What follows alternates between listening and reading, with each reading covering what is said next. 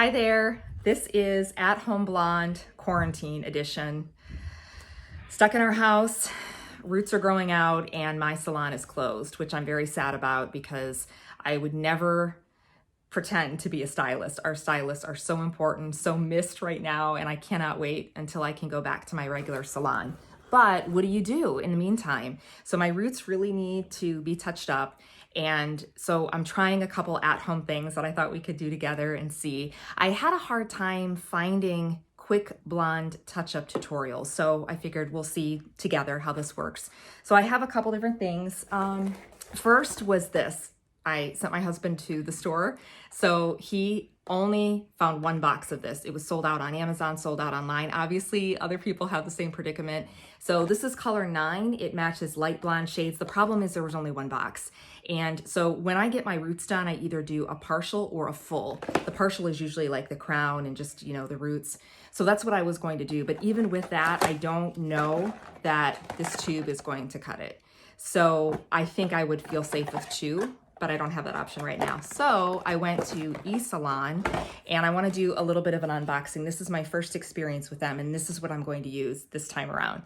So I kind of explained, they walk you through the process of what you're looking for. They have a professional stylist formulate your color because it is a science, and I am reminded of that every time I do attempt this because you know that it can go all sorts of wrong. So I do feel comforted by the questions that they asked me. They want you to send a picture and then they formulate the color and then send you a box. This is what it looks like.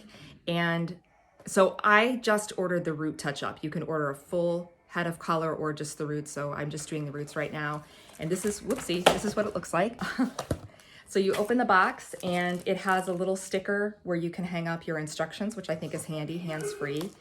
In addition to that, it has your quick guide. So it has all of your instructions inside, the color that you ordered, who your stylist, Christella was mine, prepared your box and your color, and then how to do it. Inside the kit, you see you have a brush, you have your developer, your color, your gloves, and your kit. So that's the first step.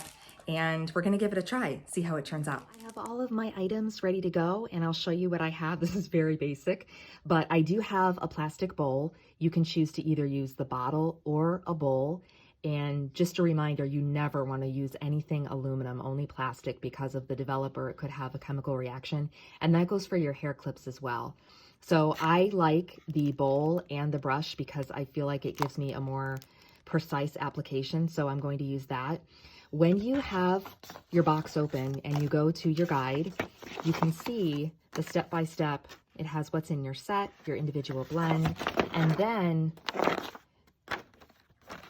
the prep, the color, rinsing, and conditioning.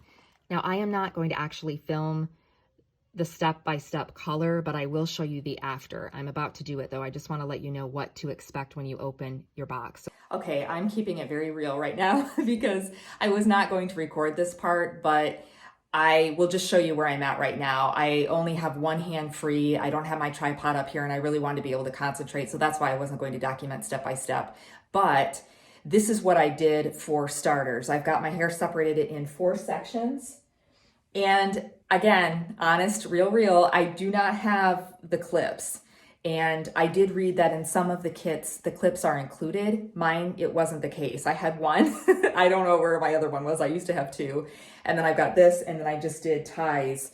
And I'm gonna see how much I have because I think I'll probably just do these 2 sections. As I mentioned, the partial, kind of the crown. If I end up having a lot of developer and color left over, I will do my whole hair.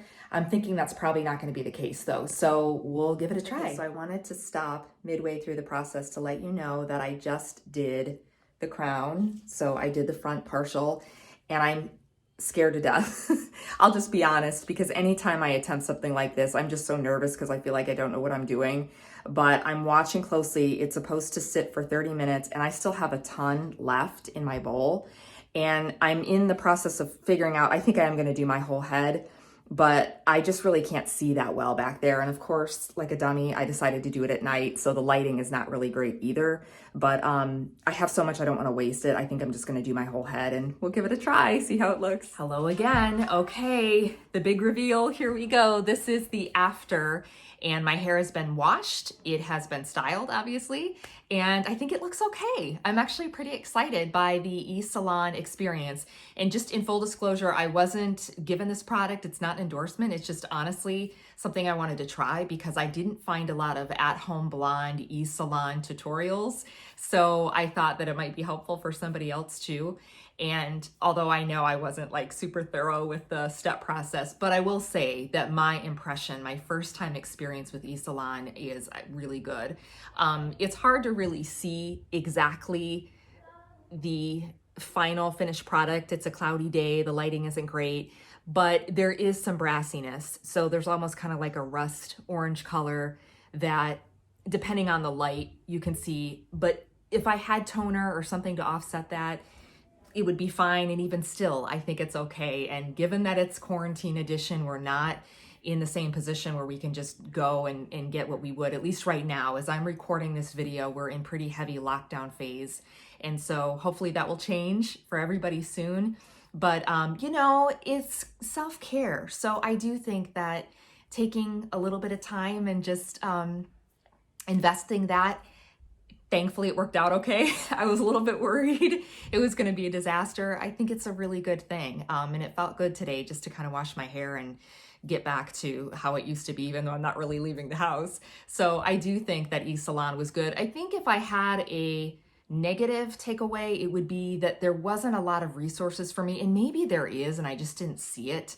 I mean, there probably is because I know they're on Instagram and they're on all the social platforms, but I didn't get, like, I'm a visual person, so I need that video step by step, particularly for blondes.